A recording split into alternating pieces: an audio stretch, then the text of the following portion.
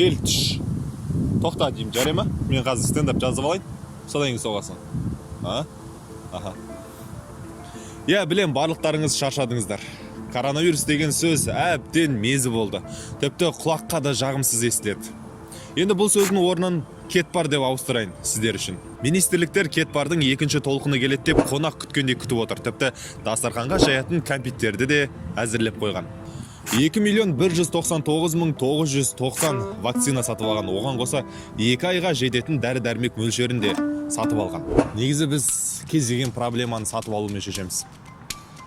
Жұмысқа тұра алмай жатсақ, сатып аламыз. Bir жерге кіре алмай жатсақ, сатып аламыз.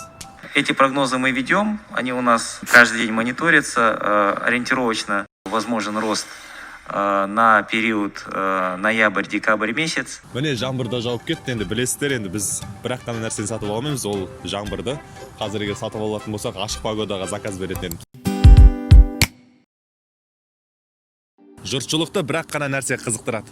Ол кетбардың қашан келетінін, қайдан келетінін және неше адам ауыратынын министрліктегілер қайдан білет? Есть люди, научные исследователи, которые занимаются вирусологией. Мы не можем ничего говорить, потому что мы никак с этой профессией, с этой сферой деятельности не связаны. Я думаю, что они просто анализируют. Болжамға сенген қаншалықты орынды. Болжам бізді бір емес бірнеше рет алады ғой. Мәселен, естеріңізде болса, коронавирус ультракүлгін, коронавирус деп айтып қойдым ғой. Кетбар ультракүлгін сәулелерге шыдай алмай, сондықтан жазда ол бәсеңдейді деген бірінші өтірік. Жазда керісінше біздің елімізде бұл жағдай өршіді. Ал екінші өтірік, осы кетбар қыркүйекте екінші толқыны болады деген, бірақ кетбар қазаққа ұқсас, сәл кешігіп келе жатыр. Қайда барса да кешігіп. Вообще кемия қойса екен негіз.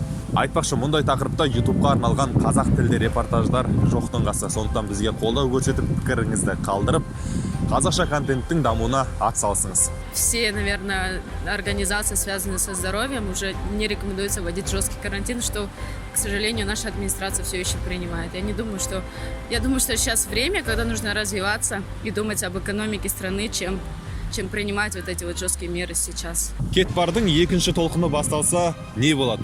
Ел экономикасы тоқырайды біріншіден. Екіншіден, көптеген жұмыс орындары қашықтықтан жұмыс істеуге үйренбегендіктен оларда да ісінде шегеріс болады. Үшіншіден, жұмыссыздық дерті жайлайды. Жалпы біздің еліміз кетбарға қаншалықты дайын?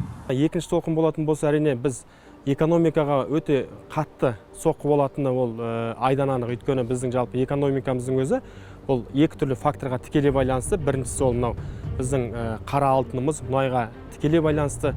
Қазірдің өзінде мынау мұнайдың бағасының тағы да төмендеу тенденциясын байқап жатырмыз. Бұл бірінші фактор. Екіншісі біздің өзіміздің халықтың әлеуметтік, яғни төлем қабілеттілігінің төмендеуі.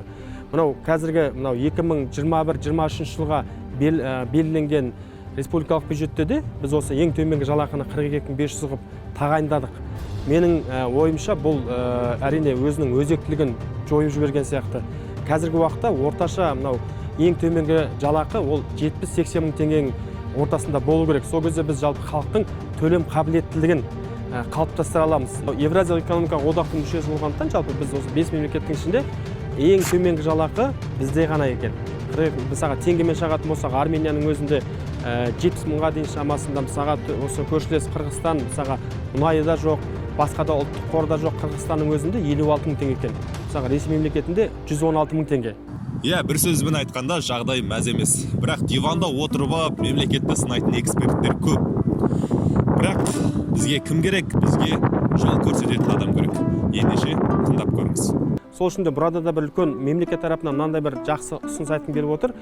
Осы зейнетақы қорларында қаражаттардың барлығын халыққа, егер де оның жинақталған қаражаты болатын болса, сол жинақталған қаражатын оның жасына, оның көлеміне қарай емес, 40%-ын халыққа осы тұрғын үй мәселесіне, денсаулық сақтауға дейді, және де қаржылық активтерге салу. Осы үшеуі қала берсін. Бірақ та халыққа осы үшеуінде жаңағындай үшеуін қалыптастыра отырып 40%-ын беретін болсақ, бірінші кезекте қазіргі уақытта мынау тапқан таянған осы квартираға, мысалы арендаға төлеп жүрген халықтың біз 80% халықтың жағдайын шешуге мүмкіндік алар еді. Егер әркім зейнетақы қорындағы ақшасының бір мөлшерін алатын болса, онда оларға үлкен көмек болары сөзсіз. Donne-moi Ой, ton bah, tiens, cœur, genre, baby, ton corps, baby. Donne-moi ton bon vieux funk, ton rock, baby, ton soul, baby. Chante avec moi, je veux une femme like you pour m'emmener. Енді вакцина деген сөз бар. Дамыған елдердің бір сыпырасы бұл дертке дауа тауып үлгерді. Ал біз өзімізді олармен салыстырмай ақ қойық, өйткені осы уақытқа дейін салыстырып келдік. Теледидардан да айтып жатыр, салыстырып жатыр. Тапқан пайдамыз жоқ. Ал іске көшсек, сіз өзіңізге вакцина салдыртуға келісесіз бе? Мен бірінші болып салғызбайтын сияқтымын. Может, 10-шы болып салғызам. Бірінші итог қалай болады. Басындағылар көрсін, басында тірі аман болса, онда Сонда салғызатын сияқтымын, иә. Вакцина туралы естуіңіз бар, иә? Я естуім бар. Ол салғызуға келісім бересіз бе өзіңізге? Я слышала, но мне кажется, нет. Это все-таки какие-то риски свои на здоровье. И если будет, конечно, возможность выбирать, то я выберу не применять вакцины. Я не думаю, что на нас будут принуждать. Все-таки у нас же демократическая страна. Я в это надеюсь, по крайней мере. Осы кетпар туралы қорқынышты деректер айтылады, және де салдыртып жатқан адамдарды насихаттайды. Демек, сіз өзіңіздің қалай вакцина орталығына барғаныңызды білмей қаласыз. Ал сол ретте мынаны сіз талап етуіңіз керек. Burada жаңағыдай мемлекет кепіл болу керек. Мемлекет міндетті түрде жаңағыдай ол өзінің әрбір адам үшін сосын бізге вакцина салатын мекемелер, соның барлығы да сұрыптардан өту керек, эксперттен өту керек. Шынында да біз кепіл жоқ мысалға. Біз мысалға ауылдық жерлерде мүмкін кім біледі мысалға басқалар келіп сондай бір жұмыс қойларымен сондай бір чиптер салуы мүмкін. Сол үшін burada мемлекет жауапкершілікті өзіне алу керек. Сондай бір факті болатын болса жаңағыдай бірінші кезекте сол үшін олар талап тұра сөйтіп қоя алады. Яғни бұл халықтың ұлттың денсаулығы болған жағдайда барлығы да кәдімгідей халықтың көз алдында мемлекеттің қадағалауымен ғана болуы керек. Иә, бұл сөз жайдан жай шыққан жоқ. Бұл сөздің шығуына жақындағы шыққан мына бір ақпарат сеп болды. Осы кетпар 19-ға қарсы вакцинада адам бойына чип енгізіледі, сол арқылы дерттің бар екені, жоқ екені анықталады деген. Ал жалпы бұл чип адам денсаулығына кері әсер етуі мүмкін бе? Әрине, бұл күмән мен күдік орынды психологиялық тұрғыда. Психологиялық тұрғыдан да айтарым сол, жаңағы адам қорықпау керек, жаман ойламау керек, жақсы нәрсені қалыптастыру керек, өз-өзіне сенімділік орнату керек. Бұл жерде ойдың өзін тазарту керек. Ал енді жұмысынан айырылып қалған адамдар. Жоспар жаз, жаңа тың идеялар алып келу керек.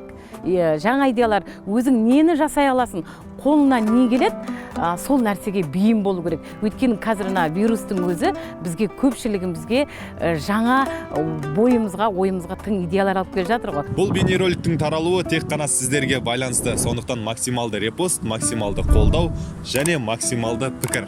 Сіздермен бірге болған санат жақсы адамдардың санатында болды.